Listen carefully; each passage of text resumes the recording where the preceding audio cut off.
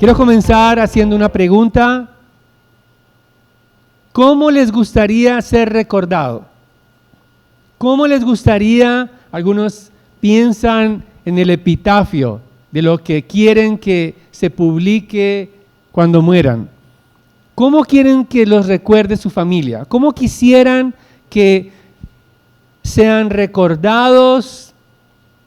Sin embargo, lo más probable es que lo que hagamos va a olvidarse. Aún hay algunos que se interesan de que sus nombres jamás sean olvidados, construyen edificaciones, les ponen su nombre en una gran placa para que nadie olvide que ellos fueron los que construyeron eso. Hay muchas maneras de prolongar nuestra memoria. Sin embargo, es probable que todo lo que hagamos, por más valioso que sea, va a ser olvidado con el tiempo. No va a ser recordado por mucho tiempo. Ahora, la misma pregunta, pero en otro sentido, quiero que nos reflexionemos. ¿Cómo quisieras ser recordado en la presencia de Dios? ¿Qué quisieras que Dios recuerde de ti cuando estés delante de Él? ¿Qué quisieras que Él recordara de tu vida? Es una buena pregunta. No qué quieres que los hombres recuerden de ti, sino qué quieres que Dios observe de ti y que te recuerde delante de su altar de gloria. Porque lo que hagas para Él, para agradarlo a Él, para poder complacerlo a Él, jamás será olvidado delante de Él. Él jamás olvidará a sus siervos, porque sus nombres, aunque parezcan extraños, como Epafrodito, estarán para siempre en su memoria. Y por eso la palabra de Dios no olvida a los siervos por nombre propio, porque han dejado un legado para el avance del Evangelio. Y ese es mi mensaje en esta mañana. Hermanos y amigos, trabaja sacrificialmente por el avance del Evangelio, porque esto es valioso para Cristo. Trabaja sacrificialmente por el avance del Evangelio, porque esto es valioso para Cristo. Y hay dos características de aquellos que trabajan sacrificialmente y que sirven a Cristo. Vamos a verlo en los versículos, inicialmente los versículos 25 al 27, la actitud del siervo.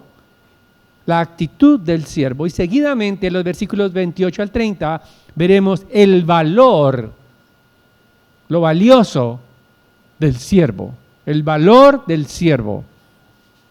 Entonces, en primer lugar, la actitud del siervo. En este caso, estudiábamos la semana pasada a Timoteo. Veíamos las características de un siervo ejemplar que había acompañado al apóstol Pablo, que tenía un carácter probado, que Timoteo podía estar mano a mano con el apóstol Pablo, y casi que el enviarlo era como enviarlo a él mismo, porque tenían el mismo corazón, las mismas prioridades, tenían los mismos pensamientos, las mismas convicciones, los mismos anhelos, el mismo amor por la iglesia.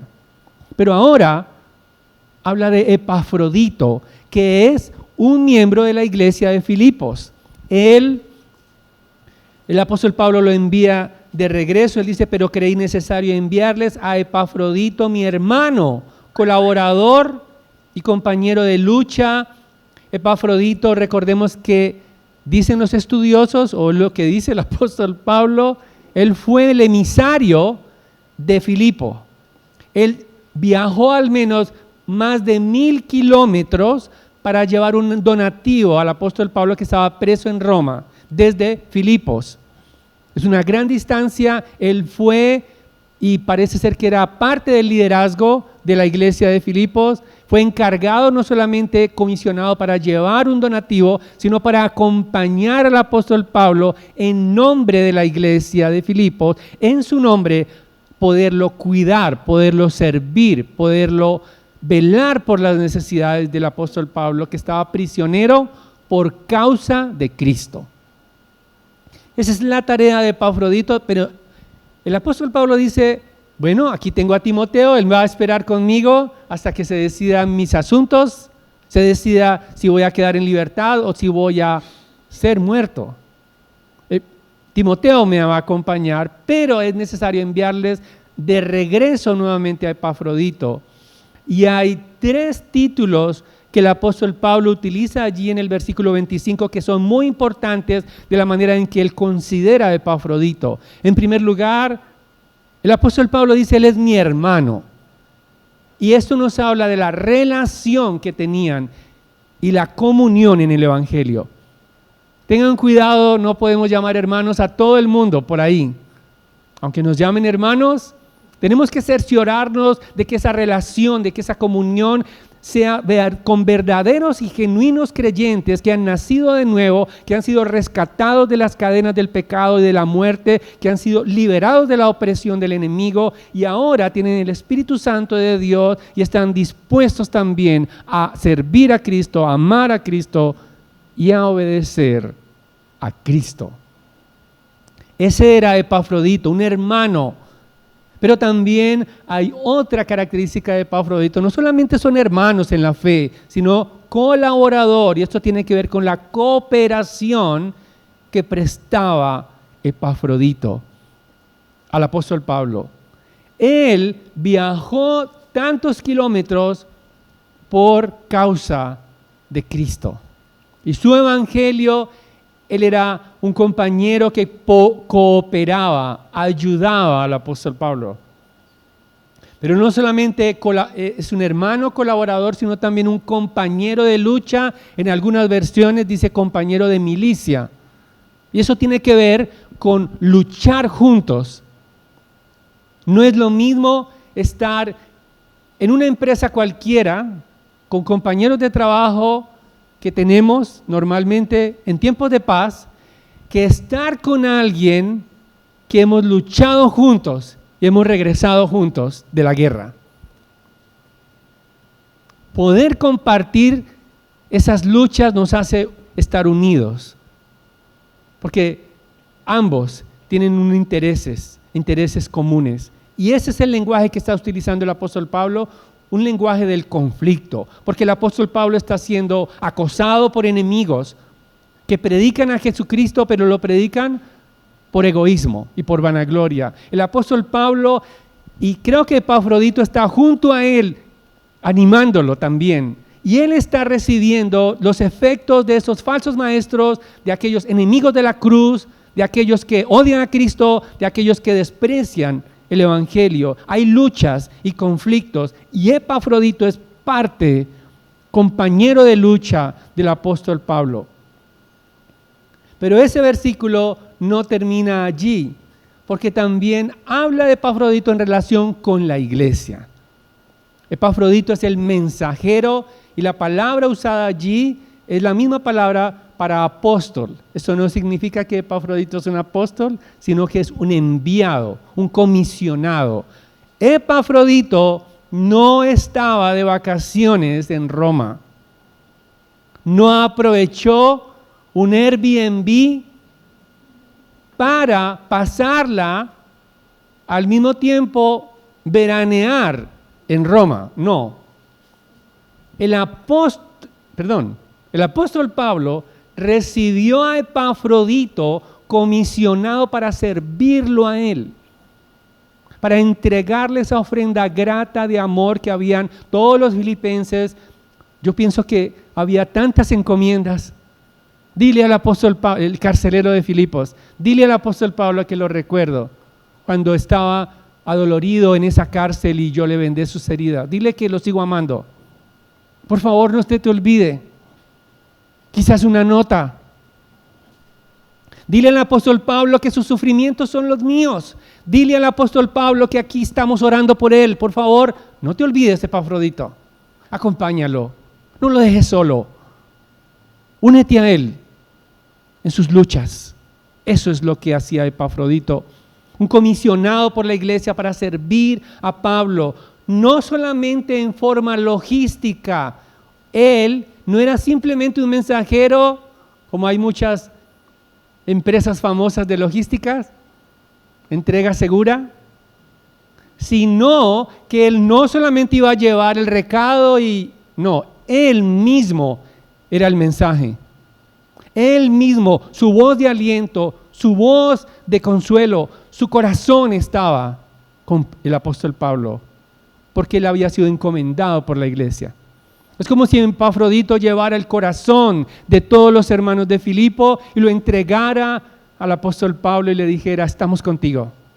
En medio de tus aflicciones, en medio estás privado de la libertad, estás encadenado a un soldado romano, estás aquí, quizás esperando el juicio, quizás morirás, pero estamos contigo por la causa del evangelio. Pero además, ese versículo 25 es bastante profundo porque dice que Epafrodito es servidor. Y aquí hay un idioma de la liturgia. Ese servidor significa que Epafrodito está sirviendo a Dios al servir al apóstol Pablo. No es simplemente un mensajero logístico, sino que ese trabajo que él está haciendo está encomendado por Dios porque está en un lenguaje sacerdotal, en un lenguaje de lo que hacían aquellos que servían a Dios y que siguen sirviendo. Epafrodito es un ministro que no solamente hacía un trabajo práctico, sino un cuidado humilde en nombre de la iglesia de Filipo. Epafrodito no se sirvió a sí mismo. Él estaba encomendado para servir a Dios. No fue encomendado por la iglesia para que él pudiera cumplir un propósito personal, sino el propósito de Dios, el propósito del evangelio, el propósito del avance del reino de Dios en Roma. El apóstol Pablo estaba muy contento con Epafrodito. Imagínense un ayudante de esas características, dispuesto inclusive a morir por Cristo. Pero él, el apóstol Pablo, en amor por la iglesia, se despojó de este siervo, que le brindaba apoyo misionero para que él pudiera bendecir la iglesia. Y eso es lo que nos dice el versículo 26. Porque él, Epafrodito, los extrañaba a todos y estaba angustiado porque ustedes habían oído que había enfermado. Él no estaba angustiado por sus propias dolencias, sino porque la iglesia parece ser que había notificado y estaba angustiada la iglesia. Y él dijo: estoy angustiado porque la iglesia está preocupada por mí. Él amaba tanto la iglesia que sentía una ansiedad, y esa palabra angustiado es la misma palabra que se utiliza al describir los sufrimientos y las aflicciones del Señor Jesucristo en Getsemaní. Imagínense la angustia de Epafrodito. Él amaba a la iglesia y quería que la iglesia lo viera sano y salvo, y con eso se alegraría de ver que no estaba pasando trabajos. No conocemos la enfermedad, pero lo que nos dice el versículo 27, la primera parte: pues en verdad estuvo enfermo a punto de morir. Si en este tiempo las EPS están en crisis, en esa época, hace 2000 años, no había un sistema hospitalario. No había manera de aliviarse de enfermedades graves. Pero Dios tuvo misericordia de Epafrodito. Dios alivió a este siervo. Dice el versículo 27, la última parte: pero Dios, en medio de esa enfermedad lamentable que él estaba padeciendo, no tenemos detalles, dice: no solo tuvo misericordia de él, sino de mí, para que yo no tuviera tristeza sobre tristeza. Dios se compadeció del apóstol Pablo, que no se muriera ese mensajero. Imagínense que se muriera él llevando ese donativo. Quizás no hubiera podido repatriar su cuerpo.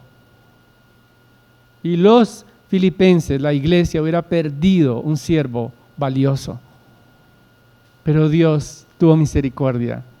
Dios que conoce todas las dolencias de sus siervos, Dios que conoce los padecimientos de sus hijos, Dios que conoce profundamente nuestras aflicciones, nuestro dolor, nuestras tristezas, envió su poder para restaurarlo, para cobijarlo y para afirmarlo en la salud física y espiritual. Epafrodito es un siervo que estuvo a punto de morir, es un siervo fiel, es ese siervo realmente que tuvo la actitud de nuestro Señor Jesucristo, quien Él arriesgó su vida para llevar esa palabra de consuelo y ese donativo, esa ofrenda grata. Pero nuestro Señor Jesucristo no arriesgó su vida, entregó su vida, negándose a sí mismo en sus privilegios. Él mismo se presentó como el cordero inmolado para ser traspasado, para entregar en dolor y muerte en la cruz del Calvario por nosotros, por amor. Se despojó de los derechos de la deidad, es lo que nos dice el apóstol Pablo versículos atrás, en el himno del siervo. Él está mostrando por medio del relato de Timoteo y de Epafrodito que personas comunes y corrientes pueden ser extraordinarias, como nosotros podemos ser siervos de Jesucristo, aunque no aparezcamos en las noticias, aunque no aparezcamos en la lista de líderes políticos, de líderes de este mundo y de esta tierra, aunque no seamos reconocidos por nuestras propiedades, podemos ser siervos de Cristo en nuestra sencillez. Epafrodito hizo algo extraordinario en una circunstancia ordinaria. Y por eso nuestro Señor Jesucristo se entregó voluntariamente para capacitarnos a nosotros con su espíritu para imitarlo a Él en su entrega como Epafrodito. Quiero preguntar, hoy es el día de preguntas. Una más. ¿Qué tan importante es la iglesia para ti? ¿Qué tan importante no es el edificio? No, ni las sillas. Las personas, los creyentes que hacen parte de la iglesia, ¿qué tan importantes son para ti en tu vida? O mejor, ¿qué sacrificios estarías dispuesto a hacer por el pueblo de Dios,